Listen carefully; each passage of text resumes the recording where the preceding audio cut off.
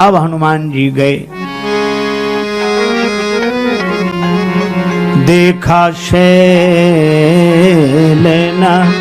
औषधि चीना, देखा शैल औषधि चीना, सहसा कपि उपार गिर लीना नहीं औषधि। देखा शैलना औषधि चीना, देखा शैलना औषधि। अब हनुमान जी ने पर्वत को देखा पर औषधि को नहीं पहचान सके, लेकिन श्री हनुमान जी ने अपनी बुद्धि को प्रमाणित नहीं माना। सहसा कपि उपारी गिरिलीना, श्री हनुमान जी ने पर्वत ही उखाड़ लिया। चल दिए, भगवान की लीला, आना था लंका, पहुंच गए अयोध्या, रास्ता भटक गए। एक सज्जन बोले हनुमान जी भी रास्ता भटक जाते तो हम लोगों की क्या गिनती। हमने कहा हनुमान जी रास्ता भी भटके तो अयोध्या पहुंचे, अयोध्या पहुंचे, और हम लोग तो रास्ता भटकते तो लंका ही पहुंचते, अयोध्या कहां। श्री भरत जी ने देखा कि कोई आ रहा है। देखा भरत विशाल अति निश्चर मन अनुमान, बिनु फर सायक मारे उचाप श्रवण लगी तान। अरे भरत जी आप तो माला चलाते हो, माला चलाओ, ये बाण काहे को चला रहे हो। भरत जी ने कहा कि माला अयोध्या में बैठकर चला रहा हूं, अयोध्या पर संकट आ जाए और अयोध्या ही नहीं रहेगी तो माला चलेगी कहाँ। अयोध्या पर संकट आए तब तो माला वाले को भी माला रखकर हाथ में धनुष बाण ले लेना चाहिए। लेकिन बिना फल का बाण मारा। बिना फल का बाण क्यों? श्री भरत जी से पूछा बिना फल का बाण क्यों चला रहे हो। भरत जी ने कहा इसलिए कि बाण मेरे हाथ में है और फल भगवान के हाथ में है। बाण मेरे हाथ में, फल भगवान के हाथ में। कर्मण्योपाधिकारस्ते मां फलेषु कदाचन।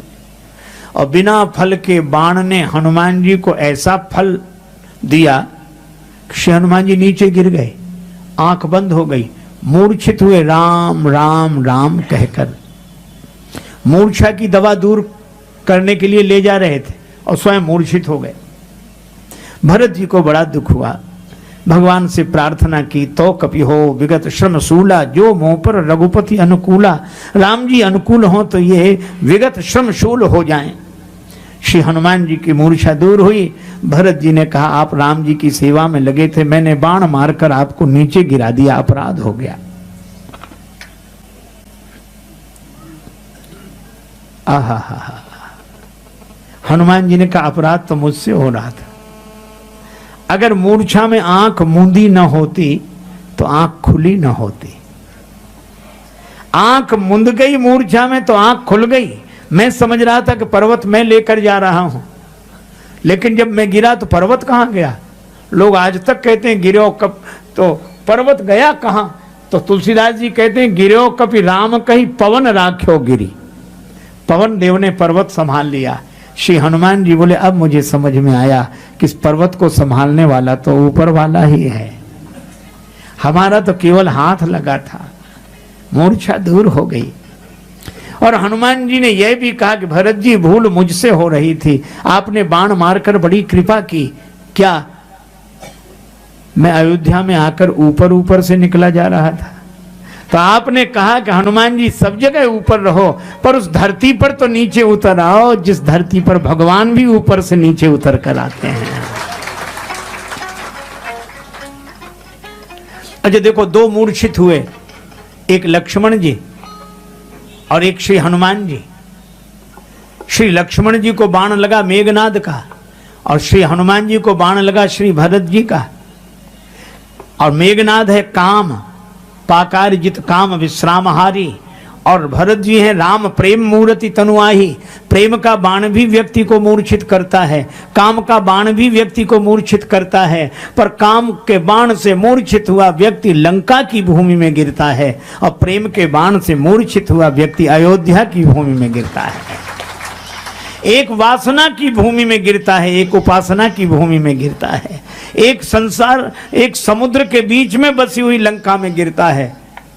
समुद्र जैसा दिखता है स्वाद में वैसा नहीं, संसार जैसा दिखता है अनुभव में वैसा नहीं, पर सरजू जी जैसी दिखती हैं वैसा ही। सरजू जी जहां बहती हो वो प्रेम की भूमि है। श्री हनुमान जी कहते हैं कि मेरा भ्रम दूर हो गया। अब मैं पर्वत लेकर हनुमान जी चले।